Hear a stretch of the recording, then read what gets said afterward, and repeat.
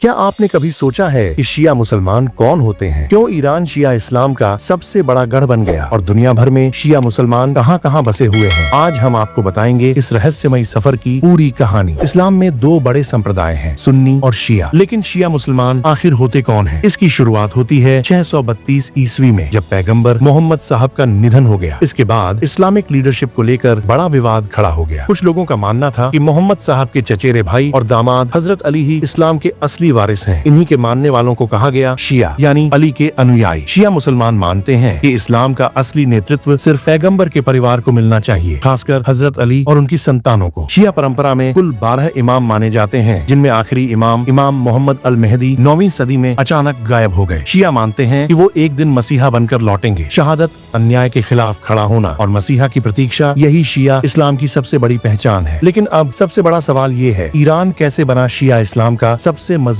गढ़? क्या आप जानते हैं, एक समय था जब ईरान पूरी तरह सुन्नी था। 16वीं सदी में ईरान की सत्ता में आया सफवी वंश। शाह इस्माइल प्रथम ने 1501 में ईरान को आधिकारिक शिया देश घोषित कर दिया। इसके बाद शुरू हुआ एक बड़ा धार्मिक बदलाव। शिया अजान लागू कर दी गई, जिसमें अली को अल्लाह का वली यानी अल्लाह का दोस्त कहा जाने लगा। सुन्नी विचारों को दबाया गया, जबरन धर्मांतरण कराए गए। 3 शताब्दियों में ईरान का चेहरा पूरी तरह बदल गया। धीरे धीरे शिया विद्वानों जैसे शेख मोहम्मद बकर मजलिसी ने इस बदलाव को और मजबूत किया और ईरान सिर्फ एक देश नहीं रहा, ये बन गया शिया इस्लाम का सबसे मजबूत किला। आज दुनिया में करीब 20 करोड़ शिया मुसलमान हैं, यानी पूरी मुस्लिम आबादी का लगभग 10 से 15%। सबसे ज्यादा शिया ईरान में है, जहां 90% से ज्यादा आबादी शिया है। इसके बाद अजरबैजान में करीब 70%, इराक में लगभग 65%, बहरीन में 60 से 65%, लेबनान में 30 से 40%, पाकिस्तान में 15 से 20% और भारत में भी लगभग 3 करोड़ से ज्यादा शिया मुसलमान रहते हैं। इसके अलावा सीरिया, यमन और अफगानिस्तान में भी मजबूत शिया समुदाय मौजूद हैं। दुनिया भर में शिया मुसलमानों का राजनीतिक प्रभाव भी बहुत बड़ा है, जैसे लेबनान में हिजबुल्लाह, इराक में शिया मिलिशिया और यमन में हूती विद्रोही। शिया इस्लाम सिर्फ एक धार्मिक विचारधारा नहीं है, ये सत्ता, पहचान और संघर्ष की भी कहानी है। एक ऐसी कहानी जिसने न सिर्फ ईरान को बदला, बल्कि पूरी इस्लामिक दुनिया की राजनीति को भी बदल कर रख दिया। तो दोस्तों, आपको इस बारे में क्या लगता है? नीचे कमेंट में हमें जरूर बताइएगा।